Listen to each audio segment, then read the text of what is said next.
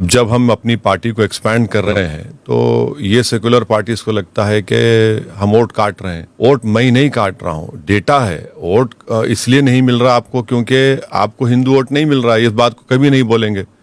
इतनी intellectual honesty नहीं है। अब गुजरात का ले लीजिए, 52-53% वोट बीजेपी लेती है। अगर मैं नहीं लड़ता तो बीजेपी जीतती।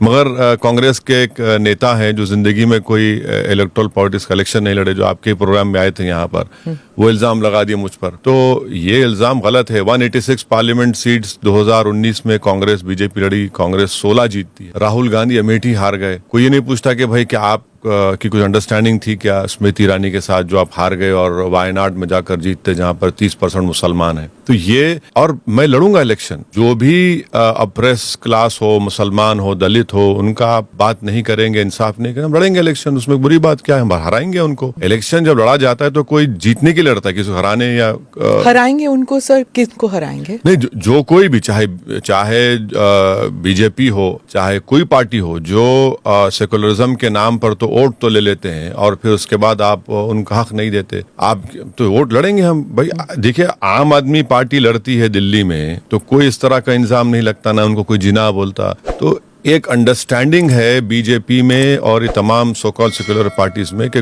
कोई सेम्बलेंस ऑफ पॉलिटिकल लीडरशिप मुसलमानों की नजर नहीं आना चाहिए। बीजेपी तो टिकट देती नहीं है और बीजेपी साफ है इस मामले में कि हम मुसलमानों को इनविजिबल कर दिए पॉलिटिक्स से। नारे तो बड़े बड़े लगाते हैं, सबका साथ, सबका विकास, मगर पॉलिटिकली इनविजिबल हो गए। अब यहाँ पर इनको भी लगता है कि नहीं, अब एम्पावरमेंट नहीं होगा मुसलमानों का, आप सिर्फ वोट डालते रहिए। तो ये इसीलिए इनको परेशानी है और ये नहीं चाहते कि कोई पॉलिटिकल लीडरशिप हो। बल्कि मैं तो ये आगे बढ़ के कहूंगा कि अगर 14% मुसलमान माइनॉरिटी की आबादी है हमारे देश में, अगर आप उनको पॉलिटिकल लैंडस्केप से गायब कर देंगे तो फिर जमहूरियत का फ्यूचर क्या होगा? या आप क्या अच्छा होगा कि हमारी डेमोक्रेसी के लिए कि आप उनका नाम ही ना लें, उनकी बात ही ना करें, उनको उनका रिप्रेजेंटेशन ना दें?